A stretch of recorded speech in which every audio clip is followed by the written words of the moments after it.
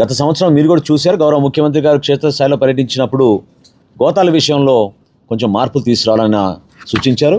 దానికి అనుగుణంగా ఈసారి 6 కోట్ల గోతాలు మేము సిద్ధం చేసుకుని నాణ్యత విషయంలో కానివ్వండి, డిస్ట్రిబ్యూషన్ విషయంలో కానివ్వండి, ఎక్కడ కూడా పొరపాటు కాకుండా చూసుకునే బాధ్యత మేము తీసుకున్నాం. 32,067 లారీల్ని మేము ఆల్రెడీ GPS ద్వారా సిద్ధం చేశాం.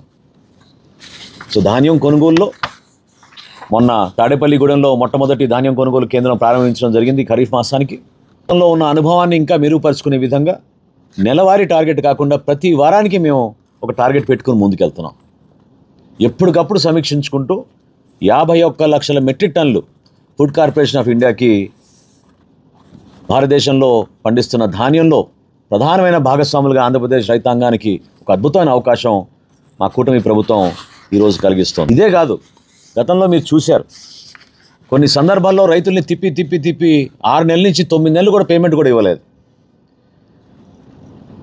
60 రోజుల్లో ఇస్తాం, 90 రోజుల్లో ఇస్తామని ఆ రోజు ముఖ్యమంత్రి గారు ప్రకటించినా వాళ్ళు అందించే వరకు 6 నెలల నుంచి 9 నెలలు కూడా పట్టింది.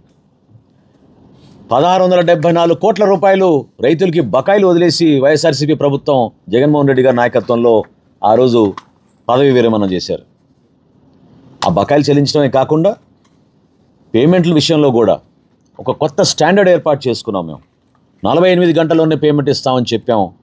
గత సంవత్సరం మేము కొనుగోలు చేసిన ధాన్యం 12,818 కోట్లు అయితే 12,100 కోట్ల వరకు 48 గంటల్లోనే మేము పేమెంట్ చేశాం.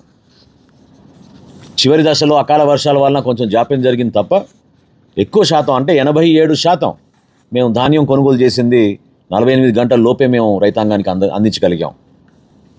ఈ సంవత్సరం ఇంకా అద్భుతమైన సంస్కారం తీసుకొచ్చాం. 24 గంటల్లోనే రైతు ఖాతాలో జమ చేసేటట్టు రాష్ట్ర వ్యాప్తంగా